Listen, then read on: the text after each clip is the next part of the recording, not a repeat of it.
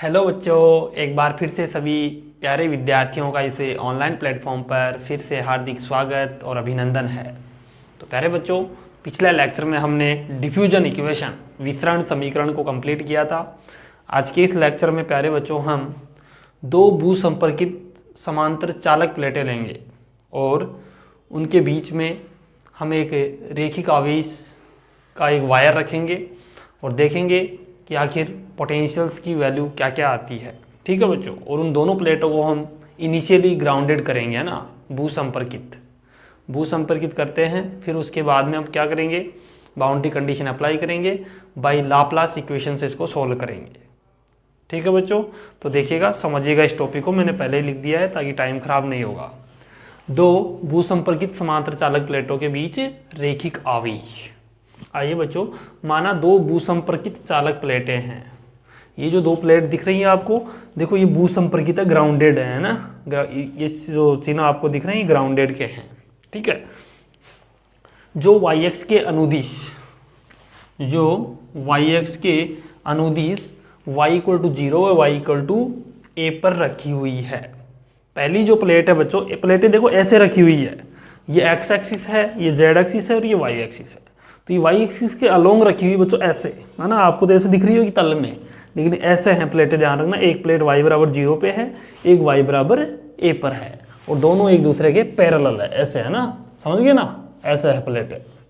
और उनके बीच में मिड में एकदम, यानी कि y equal to d distance पर बच्चों हमारे पास क्या है, एक रेखिक आवेश का तार है ये, जिस पर phi equal to phi one, इधर वाला विभव x बराबर 0 पे, यानी x बराबर 0 पे फाई वन और फाई टू आपस में बराबर है, तथा माइनस इन्फाइनाइट टू 0 पे जो विभव है आपका, इसके बीच में वो phi equal to phi one है, और इधर 0 से इन्फाइनाइट के मध्य phi equal to phi two है।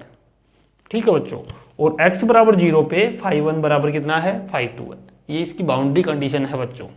ठीक है, आइए आगे देखते हैं।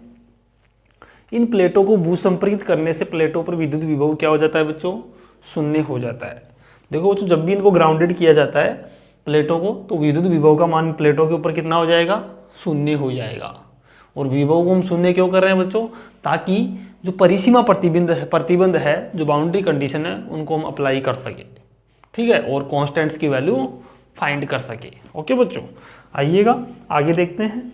अब हमें चालक प्लेटों के मध्य विद्युत विभव ज्ञात करना है। इसके लिए दोनों चालक प्लेटों के मध्य y बराबर d दूरी पर, इनके यानी दोनों चालक प्लेटों के मध्य y बराबर d डिस्टेंस, ये y से डिस्टेंस यहाँ से लेके यहाँ तक की डिस्टेंस d है। इस d दूरी पे क्या करते हैं बच्चों, एक अत्यंत पतले तार की कल्पना करते हैं। बहुत पतला तार है ना बच्चों, ये तार अत्यंत पतला होने के कारण इस तार पर उपस्थित आवेश घनत्व को डिराक डेल्टा फलन द्वारा परिभाषित किया जाता है। पहले बच्चों डिराक डेल्टा फलन आपको मैंने पढ़ाया नहीं है, क्योंकि आपकी चैप्टर 3rd चैप्टर, वहाँ पर डिराक डेल्टा के बारे में बता रखा है, वो यूनिट 1 के अंदर आता है ना। फिर भी आपको यहाँ पर समझ में आ जाए, कोई दिक्कत नहीं है। आगे देखो, इसको डिराक डेल्टा से परिभाषित करेंगे।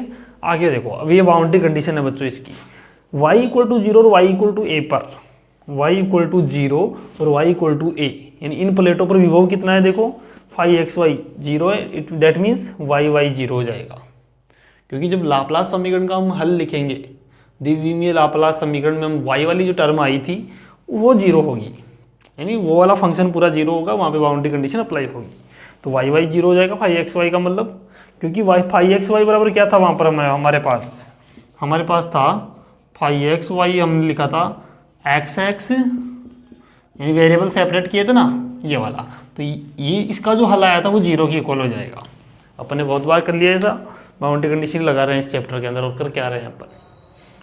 आगे देखो, x equal to minus infinite पर, यानी x equal to minus infinite पर जो पोटेंशियल है बच्चों वो 0 हो जाएगा।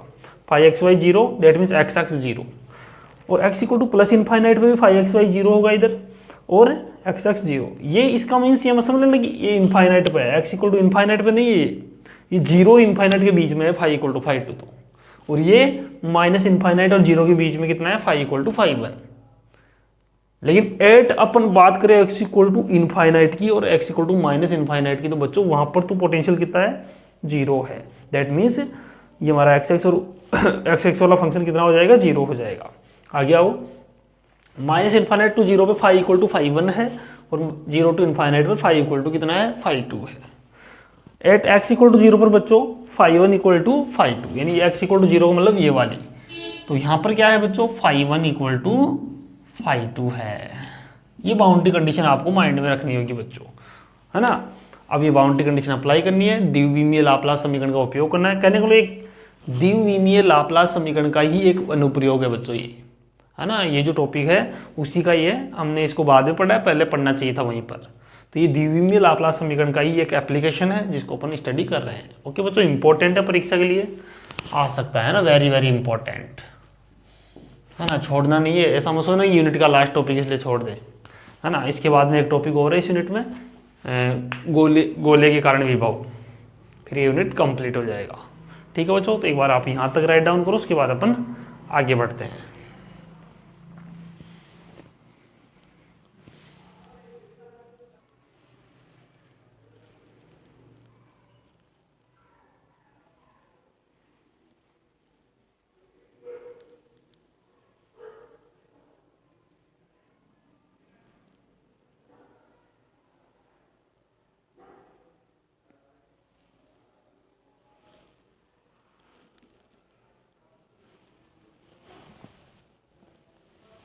अब देखिए बच्चों, अब हम इसको लाप्लास इक्वेशन से सोल्व करते हैं।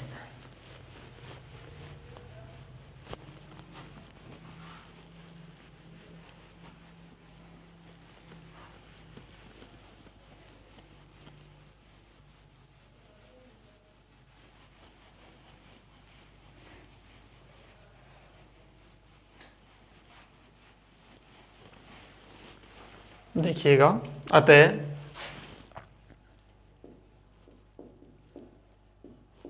द्विविमीय लाप्लास समीकरण से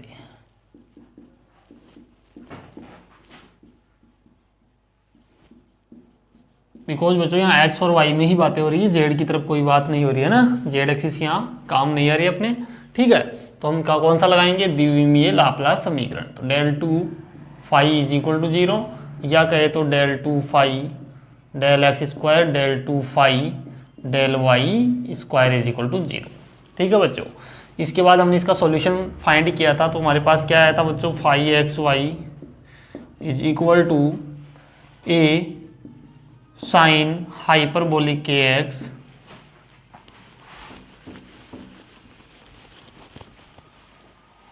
B cos hyperbolic k x and c sine k y plus d cos k y.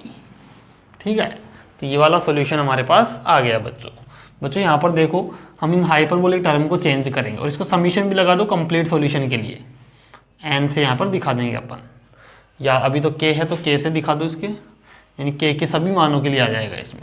ठीक है बच्चों, अब देखो साइन हाइपरबोलिक का जो फॉर्मूला होता है वो होता है हमारे पास e की पावर के एक्स माइनस ई की पावर माइनस के x upon 2 and cos hyperbolic k x का फॉर्मूला क्या हो जाएगा बच्चों, हाइपरबोलिक के एक्स का ये हो जाएगा बच्चों हमारे पास e की पावर के एक्स प्लस ई की पावर माइनस के एक्स अपॉन 2। ठीक है, तो इन वैल्यूज को पुट करेंगे बच्चों, तो हमारे पास जो सॉल्यूशन है वो देखो किस प्रकार चेंज होगा। Phi x y is equal to summation के ए और साइन हाइपरबोलिक के एक्स की जगह ये वाली वैल्यू e की पावर के एक्स माइनस ई की पावर माइनस के एक्स अपॉन 2 प्लस बी और कोस हाइपरबोलिक का मीन्स ई की पावर के एक्स प्लस ई की पावर माइनस के एक्स अपॉन 2।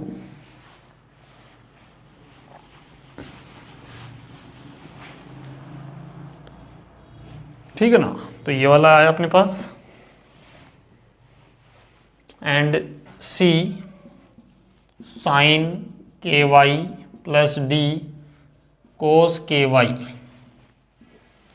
ओके, तो ये वाला सॉल्यूशन अपने पास आएगा। इसको सोल्व करो बच्चों, फाइनली हमारे पास क्या आएगा देखो, 5xy is equal to summation के, यहाँ पे देखिएगा e की power ax kx a/2 b e की पावर kx/2 है ना। तो यहाँ से क्या करोगे, e की पावर kx तो कॉमन लेंगे और a प्लस b/2 ये बनेगा यहाँ। तो आगे देखो प्लस e की पावर माइनस kx, यहाँ पर क्या बनेगा देखो, b से मल्टीप्लाई होगा और b a से ही होगा तो b माइनस a/2 बन जाएगा। आगे देखो c sine ky plus d cos ky।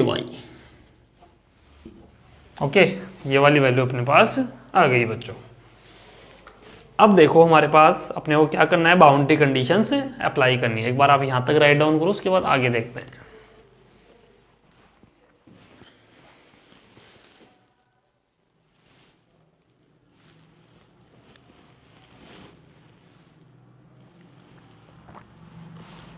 अब देखिए बच्चों, from boundary conditions,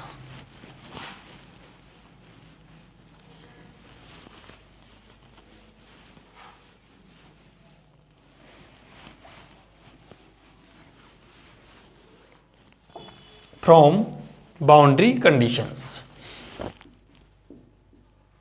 from boundary conditions. ठीक है बच्चों, तो बाउंड्री कंडीशन अप्लाई करो। फर्स्ट बाउंड्री कंडीशन में लगाते हैं y equal to 0 and y equal to a पर। बच्चों मैं दोनों बाउंड्री कंडीशन एक साथ लगाऊंगा। इन दोनों पे ही जो 5xy है वो कितना है बताओ, 0 है। दैट मीन्स हम कह सकते हैं कि y वाला जो फंक्शन है वो 0 हो जाएगा। अब देखो इसमें तो कोई y है नहीं, तो इस वाले सॉल्यूशन में कोई फर्क नहीं आएगा, इस वाले को चेंज होगा ना, इस वाले में अपन पुट करेंगे ये वाली वैल्यू। तो देखो c sine k into 0 plus d cos k into 0 equal to 0, क्योंकि इसको मैं y के इक्वल मान रहा हूँ। तो ये वाली वैल्यू, ये तो 0 हो गई, d इक्वल टू क्या आ गया, फाइनली 0 आ गया। तो हम कह सकते हैं फाइनली जो सॉल्यूशन हमारे पास बनेगा उसमें देखो d की वैल्यू 0 हो जाएगी, c साइन ky बचेगा बच्चों। ठीक है, तो दूसरी कंडीशन भी मैं लगा रहा हूँ इसमें, c साइन y की जगह a रखो इक्वल टू 0। बच्चों c नॉट इक्वल टू 0 होगा, बट साइन के को ही फिर 0 होना पड़ेगा, तो साइन n पाई के इक्वल हो जाएगा। तो k इक्वल टू कितना आ गया, n पाई बाई a। ये अब काम आपने पहले भी किया है। ठीक है, दोनों वैल्यूज एक साथ पुट कीजिएगा तो 5xy हमारे पास किस प्रकार चेंज होगा देखिएगा, समीशन की, ठीक है, e की power kx a plus b/2, इसको थोड़ा ऊपर लिख दो ना इधर, k equal to n pi by and plus e की power minus kx b minus a/2 and c sine k की जगह आ जाएगा n pi y upon a, और d का वैल्यू 0 है, तो ये सॉल्यूशन अपने पास आया। ठीक है बच्चों, अब देखिएगा आगे अपन इसमें वर्क करते हैं। देखिएगा अब बच्चों इसमें अदर बाउंड्री कंडीशन अपन अप्लाई करते हैं, जिससे हमारे पास इन कांस्टेंट की वैल्यू और आ जाएगी, a और b की भी। देखिएगा हम बात करें at x equal to plus infinite, है ना, प्लस इनफाइनाइट पे बात करें बच्चों तो हमारे पास, या फिर पहले माइनस इनफाइनाइट की कर लो ना। माइनस इनफाइनाइट पर बच्चों वही था हमारे पास कि 5xy को 0 होना पड़ेगा। दैट मीन्स यहाँ से किसको, कौन सा पार्ट डिपेंड नहीं कर रहा है x पे, x वाला, तो x वाला पार्ट 0 होगा। तो बच्चों इस वाले पार्ट के अंदर अपन क्या लगाएंगे, बाउंड्री कंडीशन। देखो तो इसमें क्या होगा, e के इंटू इनफाइनाइट, तो ये हो गया infinite a plus B upon 2 plus E, ये कितना हो जाएगा, k x की जगह इनफाइनाइट करो तो इनफाइनाइट इंटू के minus infinite b minus a upon 2, ठीक है, इज इक्वल टू 0। अब बच्चों देखो ये इक्वेशन 0 के बराबर आ रहा है, दैट मीन्स देखो ये तो 0 हो जाएगा, क्यों? क्योंकि e की पावर माइनस इन्फाइनाइट की वैल्यू क्या होती है? हमेशा 0 होती है। ध्यान रखिए इस चीज़ को। देखो कैसे होती है, इधर देख लो। e की पावर माइनस इन्फाइनाइट बराबर में क्या लिख सकता हूँ इसको? 1/e की पावर इन्फाइनाइट भी लिख सकता हूँ। और e की पावर इन्फाइनाइट की वैल्यू होती है बच्चों इन्फाइनाइट, और 1/इन्फाइनाइट को क्या कह सकते हो तुम? 0 कह सकते हो। ये आप साइड में लिख लेना, दिक्कत नहीं आएगी बाद में। ठीक है, अब देखो बच्चों ये वाला पार्ट तो 0 हो गया, बट देखो e की पावर इन्फाइनाइट कभी 0 नहीं होता। e की पावर इन्फाइनाइट का मतलब इन्फाइनाइट ही होता है। अब बच्चों अगर तुम इसे यहाँ इन्फाइनाइट रखोगे तो पूरा फंक्शन ही इन्फाइनाइट हो गया। जब इसको यहाँ रखोगे तो 5xy की वैल्यू इन्फाइनाइट आएगी। अतः बच्चों इसको परिमित बनाने के लिए हमें इस कांस्टेंट को क्या करना पड़ेगा? 0 करना पड़ेगा। ठीक है, दैट मीन्स आगे देखिएगा।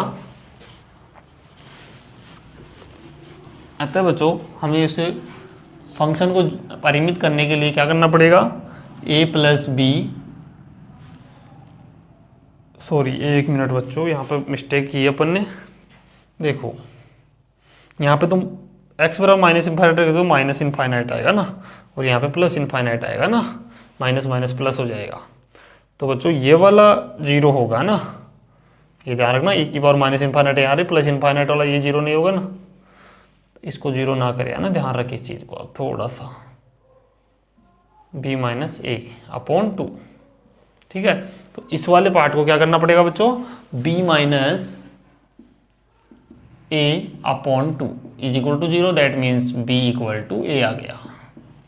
b इक्वल टू ए इस इक्वेशन में रखेंगे तो देखो क्या मिलेगा, फाइव ना, तो फाइव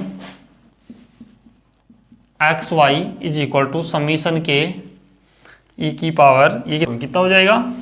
2a/2 e की पावर kx, और ये वैसे ही 0 हो गया, और c sine n pi y upon a।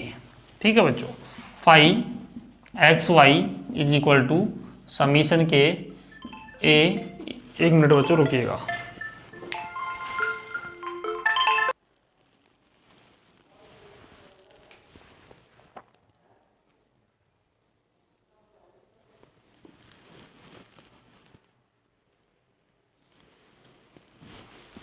देखिए बच्चों हमारे पास आ गई वैल्यू के एक्स ए सी कर लो ना, ए सी sign N pi Y upon ए, ये वाली वैल्यू आ गई बच्चों है ना अपने पास। और ए सी को आप कुछ अलग कांस्टेंट नाम देंगे ना, देखिएगा ए सी को आप एक नया कांस्टेंट बना दीजिएगा बच्चों, इसको लिख दीजिएगा आप ए एन। ठीक है ना, तो इसमें देखो के की जगह आप क्या रखोगे? फाइव, इसको फाइव लिख दो, कोई दिक्कत नहीं एक्स वाई बार बार लिखने से। ए एन और ई टू दी पावर, इसको ए एन बोल दिया ना, ए सी इक्वल टू ए एन, क्योंकि ये भी कांस्टेंट को कांस्टेंट से मल्टीप्लाई कराओगे तो कांस्टेंट ही मिलेगा। और यहाँ आ जाएगा एन पाई एक्स अपॉन ए, और ये आ जाएगा बच्चों sign N pi Y upon ए। ठीक है ना, ये वाली वैल्यू अब के की जगह एन हो जाएगा यहाँ पे। ठीक है, क्योंकि अब एन ही आ रहा है यहाँ पर, के है क्या कहीं पे, तो ये एन में चेंज हो गई लिमिट। अब देखो ये वाली वैल्यू अपने पास आ गई। अब अपने दूसरी लिमिट इसमें रखे 8 x equal to plus infinite की बात करें ना, उस कंडीशन में 5xy या 5xy हमारे पास 0 होगा। दैट मीन्स हम कह सकते हैं कि x वाला पार्ट फिर से क्या हो जाएगा? 0 हो जाएगा। ठीक है, तो इसी फंक्शन की बात करेंगे 5xy। देखो इसमें रखो e k into 0 sorry infinite and a plus b/2 plus e की power minus k into infinite b minus a upon 2। ठीक है, ये वाली वैल्यू अपने पास आएगी।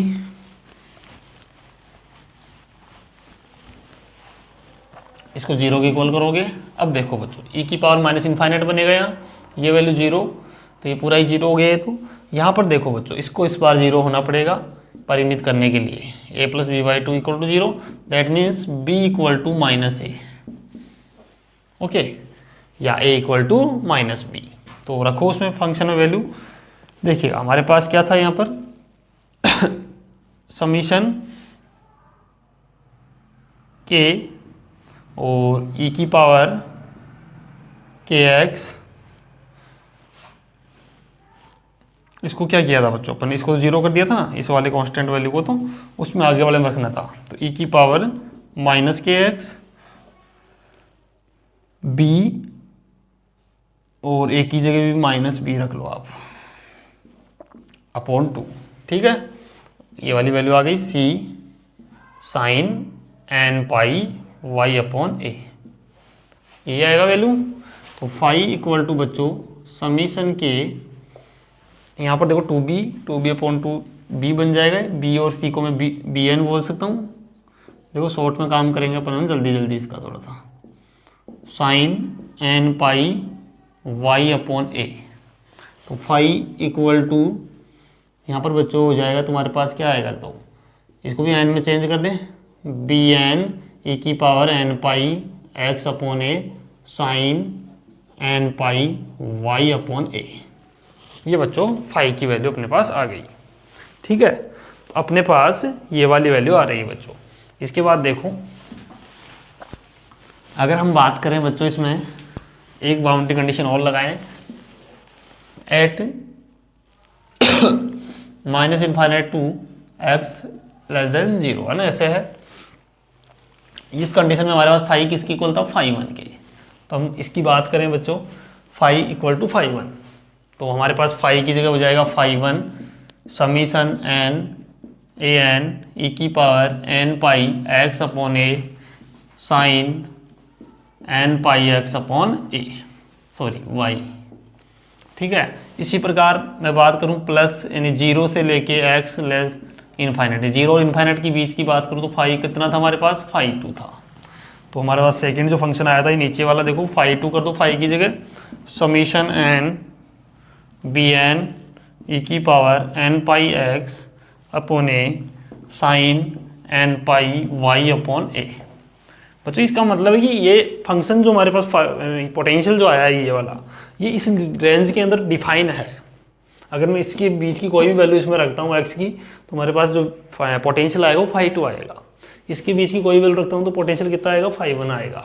ठीक है, तो हमने इसके जनरल सॉल्यूशन निकाल लिए। अब देखो बच्चों, हमारे पास ये वाली वैल्यू आ गई कंप्लीटली। अब अगर हम बात करें 8x इक्वल टू 0 की, एक बाउंड्री कंडीशन हो रही है, तो वहाँ पर हमने देखा था फाई 1 इक्वल टू कितना था, फाई 2 था। तो x इक्वल टू 0 पे कर दो इनको इक्वल। तो देखो summation n a n, x की जगह 0 रख देना, तो e की पावर 0 1 हो गई, sine N pi Y upon A summation N B N sine N pi Y upon A. तो बच्चों कैंसिल हो गया, देखो ए एन बराबर कितना आ गया, पी एन आ गया। कांस्टेंट भी क्या आ गए बच्चों, इक्वल आ गए हैं। तो एक बार आप यहाँ तक राइट डाउन करो, उसके बाद आगे बढ़ते हैं।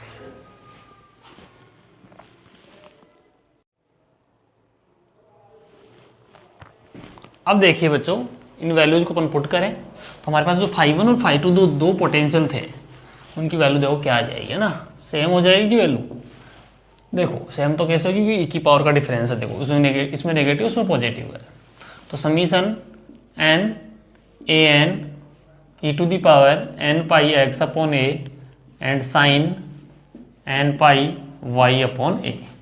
एंड फाई 2 बच्चों समीशन एन बी एन की जगह कितना पुट कर दो, ए एन पुट कर दो, क्योंकि दोनों इक्वल हो गए ना। तो e की power minus N pi x upon a sine N pi Y upon A. Okay बच्चों, अब देखो यहाँ पर अपन वैल्यूज पुट करते हैं फाई 1 और फाई 2 के लिए। फिर से एक बाउंड्री कंडीशन अपन लगाते हैं। देखो अब हमारे पास जो इसका जो हमने देखा था, ये जो प्लेटें थी हमारे पास, समांतर चालक प्लेटें ऐसे थी। यहाँ 0 ए पे थी एक, और एक 0 0 पे, और ये डी डिस्टेंस पे क्या था, एक वायर था।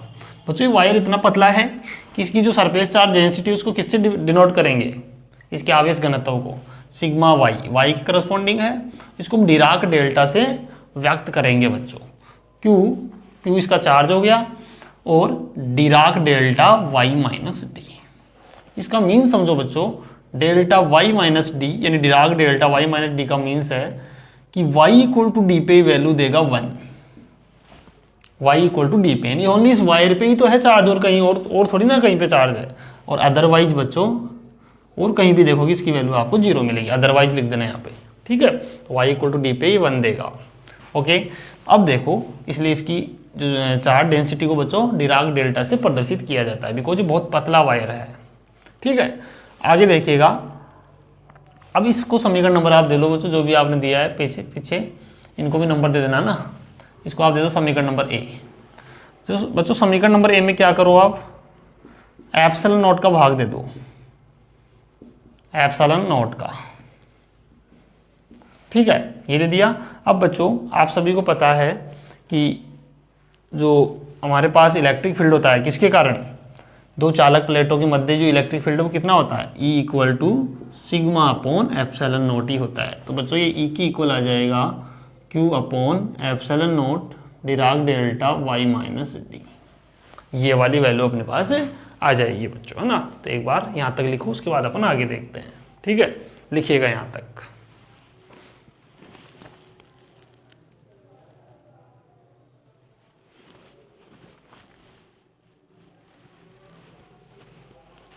अब देखिए बच्चों, यहाँ पर अपन अब इसको आगे सोल्व कर लेते हैं थोड़ा सा और हमारा ये प्रॉब्लम सोल्व हो जाएगा फिर कंप्लीटली। अब देखो, अब बच्चों we know that electric field और पोटेंशियल में जो संबंध होता है बच्चों ये होता है E equal to minus del phi होता है ना बच्चों। इसको आप कैसे लिखेंगे, minus del phi by del x, तो उसके इक्वल कर दो, del phi by del x is equal to q upon epsilon not delta Dirac delta y minus d. बच्चों हियर यहाँ पर हम इसके डिफरेंस के फॉर्म में लिखे अगर इसको, डेल अपॉन डेल एक्स और phi 2 minus phi 1, let consider कि फाई क्या है, phi 2 minus phi 1 potential difference, ठीक है, दोनों प्लेटों के मध्य, यानी दोनों तरफ, इधर फाई 1 था प्लेटों का, नहीं इधर जो वायर था ना इधर था फाई 1, फाई इक्वल टू, इधर क्या था फाई इक्वल टू फाई 2, तो दोनों का डिफरेंस मान लिया मैंने फाई है, ठीक है।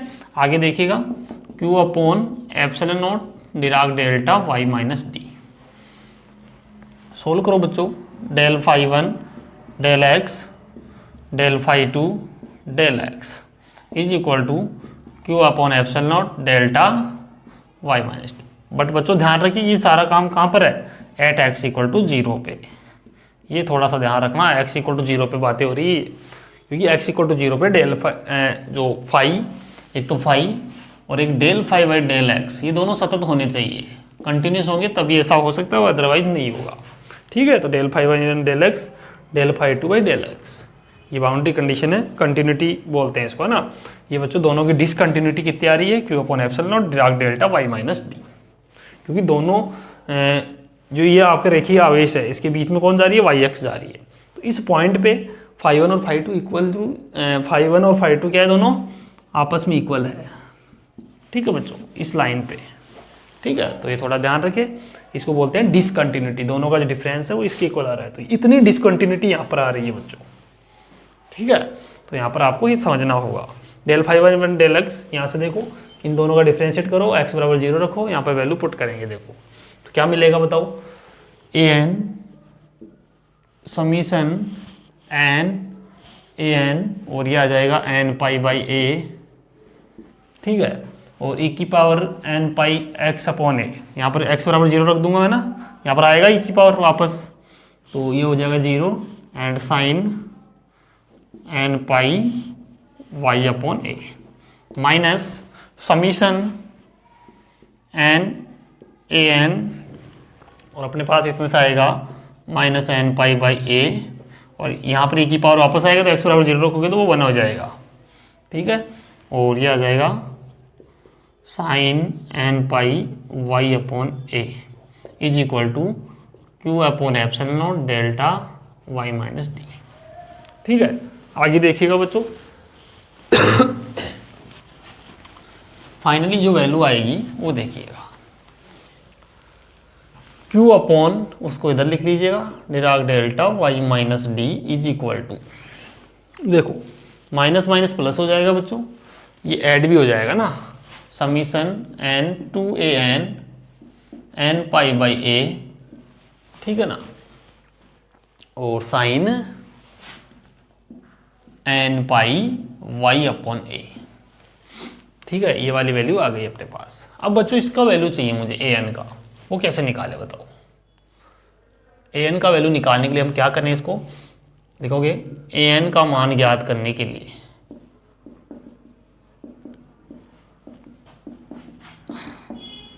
ए एन का मान ज्ञात करने के लिए बच्चों क्या करें, दोनों तरफ साइन एन प्राइम पाई वाई अपॉन ए से गुणा करके, वही प्रोसीजर अपनाना है जो पहले अपन ने 2-3 बार कर भी लिया, ऐसा गुणा करके 0 से a तक y के सापेक्ष समाकलन कर दीजिएगा।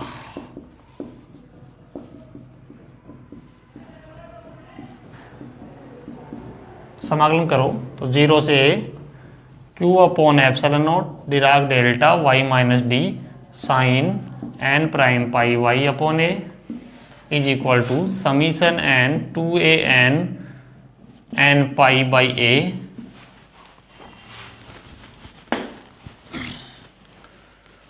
Sign n prime pi y upon a sine n pi y upon a and d y. बच्चों एक्चुअल में जो इंटीग्रेशन है वो कहाँ लगाओगे, यहाँ पे 0 to a यहाँ लगाओ, है ना। ये तो कांस्टेंट आती है, बाहर हो जाएगी।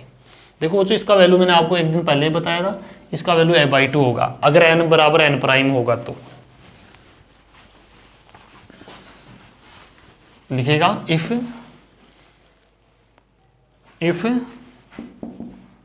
n equal to n prime हो तो उसका वैल्यू a/2। और बच्चों यहाँ भी देखो ये डिराक डेल्टा इंटीग्रेशन है। देखो यहाँ पर क्या होगा, इसकी वैल्यू कैसे निकालोगे, इसका इंटीग्रेशन कैसे होता है वो समझिएगा ना थोड़ा सा। देखो आपके पास चालक प्लेटें थी,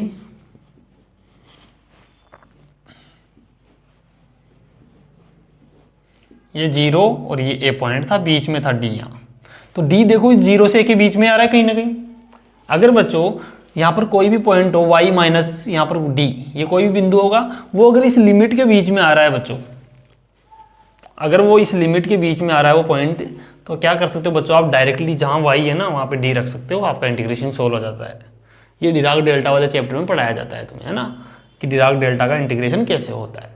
तो बच्चों यहाँ पे समझना होगा कि यहाँ पर ओनली y बराबर डी पे ही चार्ज है, इसलिए y बराबर डी इसमें 0 से a के बीच में ही आता है, इसलिए आप इसे पुट करो डायरेक्टली। तो q अपॉन एप्सिलॉन नॉट, ये y बराबर डी से पुट कर दोगे, ये तो हट जाएगा, डिराक डेल्टा इंटीग्रेशन हो गया ना। साइन n बराबर n प्राइम कर देना और y की जगह d और a। बच्चों इंटीग्रेशन डायरेक्टली सोल्व हो गया। ठीक है, जैसे देखो मैं आपको एक चीज़ और सिखाता हूँ। अगर 1 से 5 है, ठीक है, और मान लीजिए यहाँ पे है 3x² + 2 और डिराक डेल्टा x - 2 ऐसा दे रखा है।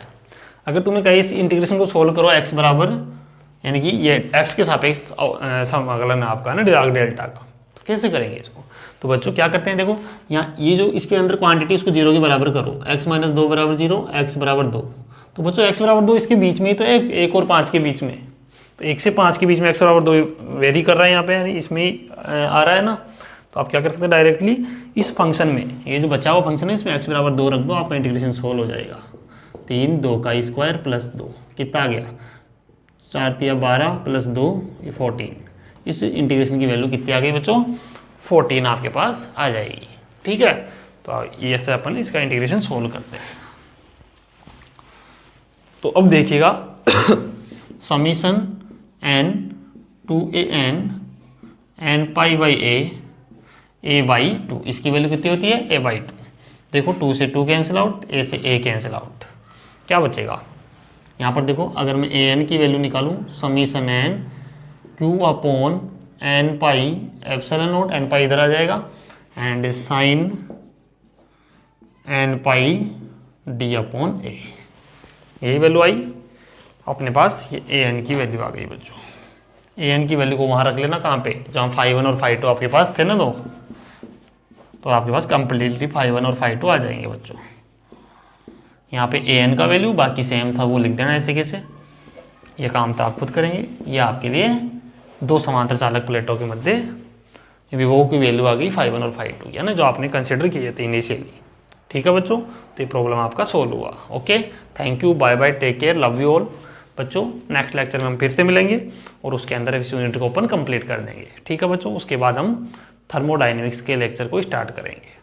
ठीक है, और उम्मीद करता हूँ बच्चों कल से ही हम थर्मोडाइनमिक्स स्टार्ट कर पाएँ। ओके, तो इस चैनल को ज़्यादा से ज़्यादा लाइक, शेयर एंड सब्सक्राइब करें बच्चों, और अपने फ्रेंड सर्किल में इसको फैला दें। ठीक है, ताकि सभी बच्चों का भला हो, है ना बच्चों। ओके, तो मिलते हैं फिर से कल, ओके, न्यू टॉपिक के साथ में।